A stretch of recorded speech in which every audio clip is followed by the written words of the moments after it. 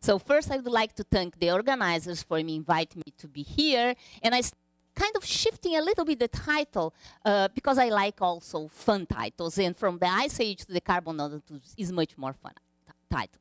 And I want you to look to this picture. That's a beautiful, really photograph taken by a friend of mine, Clovis Jardim, that likes have the money enough to travel around the world and make beautiful photos. And the thing that I love in this picture is that you can find in the planet, not in a fancy lab, not constantly fancy particles, something that you can find in liquid, solid, and vapor phase in the planet. Okay, you have to spend some money going to the south, in Patagonia, for instance, but you can find here.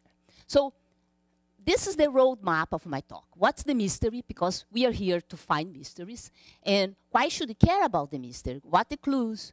What are the results? And some future and conclusions. But before that, I want to acknowledge the people that really did the work. That's my research group. In our annual meeting, we go to a beach, spend a week, and having fun. So that's the annual meeting. My two former students, Alexandre Gil and Rafael Bordim, and this is not my former student, José Soares, that's a collaborator. And that I want to make that point very, very clear. Okay, so what's the mystery? So people took carbon nanotubes, series of carbon nanotubes, and they flow water through these nanotubes.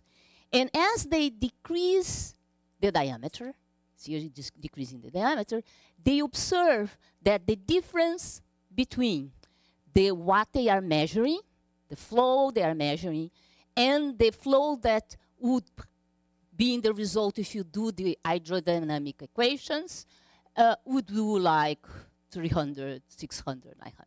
You understand? It's 900 times bigger than it should be if your nanotube will be the sink of your house. So that's a mystery. People start to do that. This data have a variety of results. You change the length of the nanotube. You change the composition of your nanotube. You change, whatever you change, chirality, it's always change a little bit or a lot, but always is much, much bigger than it should be if hydrodynamic would work. Moreover, there is this funny kink. You see, it goes and down and goes again.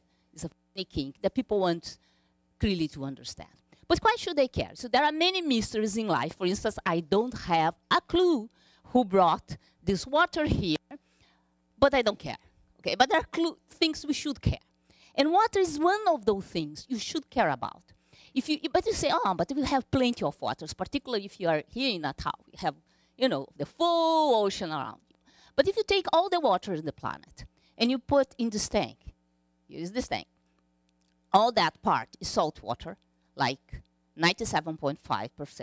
And just this little portion here that I enhance here is non-salty water. From this non-salty water, most water is frozen, like the one in the South and North Pole and most of the Canada.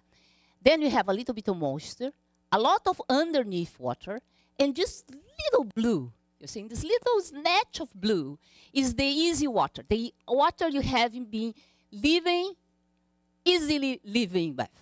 Okay, but you say, it's so much that probably this little blue is a lot. And don't worry, Marcia, you're always panicking with stuff. So I'm not alone in this panicking because UNESCO did the following. They tracked the history of the planet, and they evaluated the amount of water you need to live. And they put in red regions in which you have less water than you need. And in dark blue, more water than you need to live. And in 1950, that was Earth. And I would like to point it out, Europe already was in trouble in 1950. And the reason is very simple. This week, a German supermarket, just to show off something, they show the food that they could sell if they only have German food being sold. And I might say the supermarket was empty, okay? Because other people are producing the food that you're using. Other water is being used to produce water, to produce food for all those areas. But if you now go to 95, you're seeing that our planet is getting darker red. In some places there were darker blue, is now light blue. And finally, the predictions for 2025 is that we are going to have that.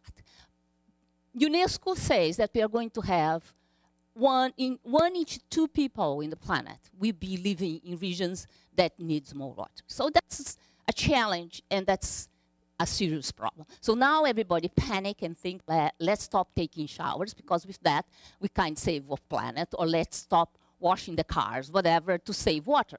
But the bad news is that if you really want to save the planet, you have to diet now. You know, you have to starve, because the place where you need a lot of water is food. If you remember, Brazil is a place that is dark blue, black blue. But a few years back, we have huge problems in São Paulo, lack of water, a real consequence of planting more sugar cane. Not to eat sugar cane, but to drive sugar cane. So we also do not have water well distributed. So that's a problem. So now change gears a little bit. I'm going to talk about water, because my point is that if you want to have more clean water, you have to understand how water behaves, and maybe use the nice properties of water to develop new process, not the usual process to clean water, because the usual process to clean water, they don't use any of the good properties of water. They can clean water, like they can include methanol or ethanol, they can clean whatever. They use standard methods that are valid for any liquid. Okay? So let's take a peek on water. So water is very unusual material, because water have a specific heat that when you decrease the temperature, instead of going up, like you can see in methanol, you have a minimum and then it changes. And you might see that the region in which you have the minimum is the reason where we are. Okay? The place where the humans exist is where you have the minimum of the specific heat.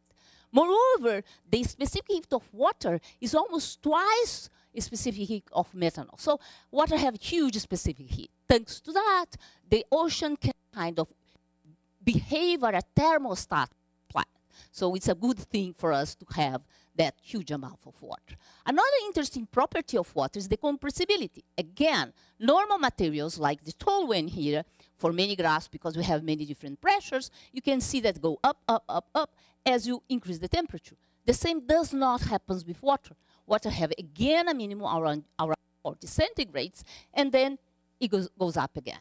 Unlike the toluene, the compressibility of water is quite low. You know, not as low as a solid, but it's very low. So we can, you know, travel long distance like packs. So it's very low compressibility, and I'm very happy you have this low compressibility, because then we have more land for us to live, because a very incompressible fluid, you know, the ocean just would drag all the earth. But the more known of the anomalies of water, I might say water have more than 70 anomalies. I'm not going to show all of them, because we have, you know, we have a time limit for today. So the thermal expansion, in which most materials, the thermal expansion is a quite boring thing.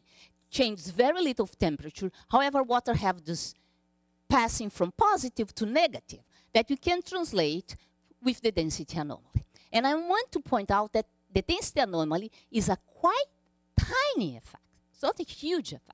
The numbers that you have this change is very tiny. So if you go to a normal material, what happens when you decrease the temperature? The material is going to do like this and this and this and this and this and this and this until you pack. Water is going to do like this and this and this. We'll do something like that. And if you go to the solid, it will be like down there. And thanks to that, you know, you can see that when you have a day in Rio Grande do Sul, because 8 centigrades only in Rio Grande do Sul, you cannot have it here in Natal. That the rivers, we have temperatures in which you have the lower density 8 centigrades, the higher density 4 centigrades, like that. That's normal. You know, take any material, that's how the material will be distributed. So, but if you now go to a frozen place, you know, like you go to Patagonia, for instance, you see something other way around. You see the 0 centigrades floating in 4 centigrades. That's a wonderful thing. Why is that a wonderful thing? Because then you can keep the warm, if you can call 4 centigrades warm, you can call warm there, and life survives with that. So nowadays, when people are tracking for life extraterrestrial lives, they are not looking for a surface water. They are looking for a surface ice. Because they predict that you might have some water where life, some forms of life, and people are targeted for bacteria to being discovered in one of those places. But then you say, in Brazil, we don't care about having this floating ice that preserve lives in rivers, because here we don't have ice at all. We could have all the rivers we want forever. The bad news is that at some point in the history of humanity, we have this huge ice age, and people predict that life started in one of those ice ages. If you don't believe me, you should check Ice Age 5, because they have a whole scientific picture of that. But the most beautiful, for me at least, anomaly of water have to do with mobility, of course, because I like to move a lot. And the thing Angel showed many years ago is that when you increase the pressure, increase the density of water, the water diffuses faster. So usually materials, you have more space, like here, you diffuse more. But in water, if you kind of pack the system, it starts to diffuse fast. And that's, again, a fascinating thing for water. But let's try to explain with the fingertips what's going on. So water have these oxygens, hydrogens, and they link with the other molecule through hydrogen bonds, and they can form 4 hydrogen bonds. But the hydrogen bonds are kind of picky because they rely on polarization. So they cannot be too close, because if they're too close, you see the plus and minus distribution. And you cannot be too far away, because then you see, like me without my glasses, the plus and minus as adjustment thing means 0. So they need to be in a certain particular distance. So when you break this distance, particles go up in energy, but they can pack more. So there's this game between 2 different distances, a distance in which you don't form hydrogen bonds, and a distance that forms hydrogen bonds. And then you can understand why ice have this lower distance, because water is bounding, that's very promiscuous dense, and suddenly when you decrease the temperature, the water wants to bound, so does like that, okay? And you have this change in size. Then you can think that you can explain all the anomalies of water in this beautiful dance of bounding, not bounding. For instance, let's take the specific heat that you know that the fluctuation of the entropy. If you now look to water, you look from far away, you'll be a messy thing like that. But for close by, you are going to see that it's bounded. Close bounded, far away is a mixture unbounded thing. What means that the local entropy is low, the general entropy is high. As you decrease the temperature, this and start to increase square, and you can explain why you have this increase in specific heat. The same happens with the compressibility. The compressibility is about the fluctuation in the volume. So the local volume is high, the average volume is low because of the breaking of the bonds, and then you have this increase of the compressibility. And it happens that the thermal expansion is the cross of 2 of them. And then you can understand why it's negative, because the local entropy is lower than the average entropy, and this number becomes negative. And that explains why you have that. That is beautiful. You can understand with the fingertips, but unfortunately, life's not made of understanding things with the fingertips. So many years ago, we started to look to a specific model of water. It's called C water. It's derived by Barbosa and Statsma, and is a model that has been used quite a lot. What we found is that when you take this model and you look at the diffusion coefficient, there is an increase in the diffusion coefficient with density, exactly like Austin Angel have predicted. I remember coming to my mom and saying, Mom, I found this that the Angel had many years ago found as well. My mother looked to me and, who cares? The guy already found. So what you are doing? You told me you're doing a PhD in something new, not some copy of someone else. So I said, aha, but he did experiments. I can do something very, very smart.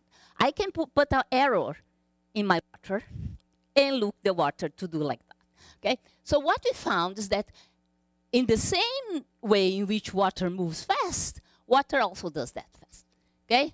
To fix the hydrogen bonds, water rotates fast. And Gene Stanley and his group found also something much more spectacular. He found that actually the water moving fast are neighbors of the one rotating fast. You know, like this kind of Broadway show in which the women, the ones that me and Carolina will do one day, the woman is going down like that, and the neighbor are rotating. So it's a beautiful thing. So I said, well, now I want to see quiet specs on this process of going and rotating, quiet specking. So let's look to the number of neighbors, not number of hydrogen bonds. The number of hydrogen bonds we know is 4, okay? But in the neighbors. And what we find is that in the region which you have the maximum mobility, you can have the same frequency of 4, 5, or 6 neighbors. Is that the particles, when they are moving, they are looking to areas in which they have more neighbors, so they can promiscuously pass from one neighbor to the other quickly. And they are rotating to help that very inadequate process, but makes water move fast. So water wants to move fast, is going to use hydrogen bonds to do this beautiful dance. And that's just to show the region in which you have the experimental anomalies and the SPC anomalies. Of course, they are not in the same range of temperatures because those models also made a shift. But then I was saying, okay, if this thing, bounding on bounding, bounding on bounding, is the real mechanism, what about to take a tetramer, water for neighbors, and you make one particle from that, okay? Let's see if I can derive from a potential that will not have hydrogens, will not have oxygens, will just have two-length scales derived from your favorite water model, but takes the tetramer instead of taking that. And that you can, the calculation is not difficult to do. You take the radial distribution function of that and integrate with your favorite integral equations and derive a potential, okay? Of course, it depends on the temperature you're doing, it depends on your favorite integral equation, depends on many things, but usually end up something that you have two-length scales. They can vary here a little bit, here a little bit. So now I have spheres in the box. They don't have hydrogens. They don't have oxygens. They are tetramers, and they interact by two-length scales. And what we found is that these systems have the density, the diffusion anomaly, observed for water. So they have the same type of anomalies, even though they don't have the hydrogen bonds. They just jump from one length scale to the other length scale. Well, but Marcia, that's because we're doing bulk. Bulk is usually very volumetric stuff. But let's go to the real deal. Let's look now to confined systems, to look to carbon nanotubes. Not for the flux, but let's look to the diffusion coefficient, okay? And what the people observe, and that's same thing as looking to the diameters, that's the way they count for the nanotubes. As you shrink the nanotube, the diffusion goes up, but goes up again, okay? So that's the unusual behavior of water and the diffusion. So what we did, we took a carbon nanotube, 2 reservoirs, and we equilibrate the 2 reservoirs to keep the same chemical potential in both sides, and we look the diffusion inside the system, okay? So we looked at that, and we use as our potential the 2-length scales. Any 2-length scales will do the game. Here we took a 2-length scales that didn't have an attraction because we want really to avoid any phase transition in the system, and hard sphere. So that's the result you get. We have a decrease, and they go up. Let's see if I can show you the movie.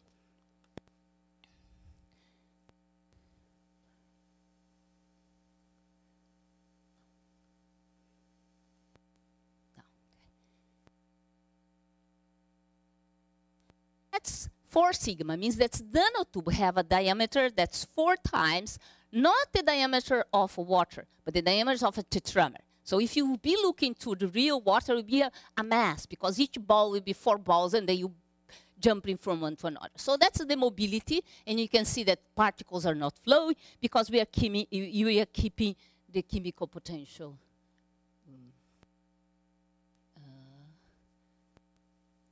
Okay.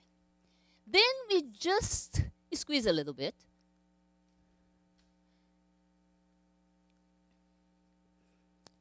And water is frozen. Not, the bulk temperature of this system, the water should be liquid, the bulk temperature. you know, because you took the potential, you know, the phase diagram should be. But however, the fact that it's confined make the water to float. And that's not unusual things to happen with the real water. Actually, when you confine water, you observe that when you have a very tiny confinement with hydrophobic situation, you can find this frozen depending on the size of confinement. This is, okay. Then I squeeze a little bit more, and water moves again.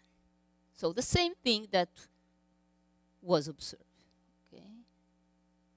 Now where is the presentation? I think I closed it by mistake. No, it's here.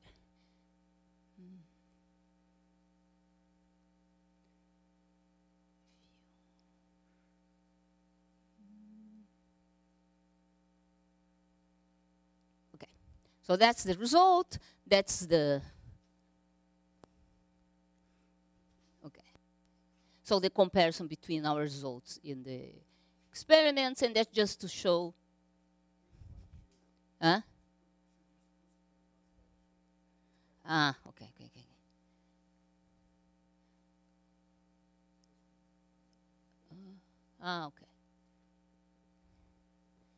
Okay, so just to show that water is completely layered inside the nanotubes. Let's come back to our mystery. Now I'm going to look to flow. Okay? To look to flow again, I'm using the same things, but I'm going to keep different chemical potentials in both sides. I'm going to use very different effect potentials for the wall if I want to make an attractive wall. And also, I'm going to calculate this enhancement. How do you do that? We do exactly like the experimental people did. The average velocity is related to difference in pressure and the length by a constant. In this constant, that's hydrodynamic constant, is related to the size of the nanotube and viscosity. And you can get viscosity from the diffusion. Okay, so get diffusion, get that, get that. But then I also can calculate from the experiments or the simulations the average velocity. I have that and that, and I have this from the simulations. The enhancement factor is just this quantity. So what we saw is that when you put that inside the nanotubes, you observe all this layering system.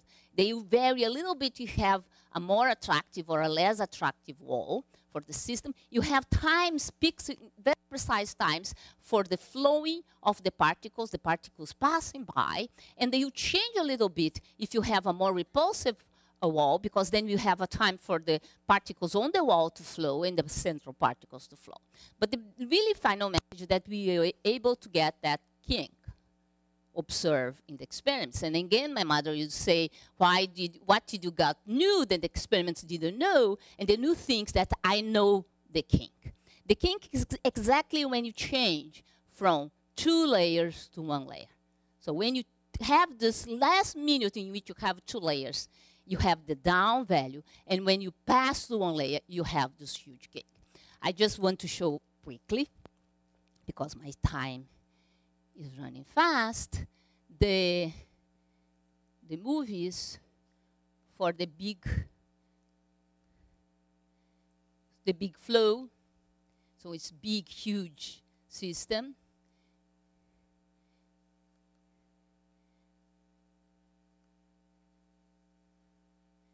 When it goes to the minimum, that particles stop, and when you have the flowing fast.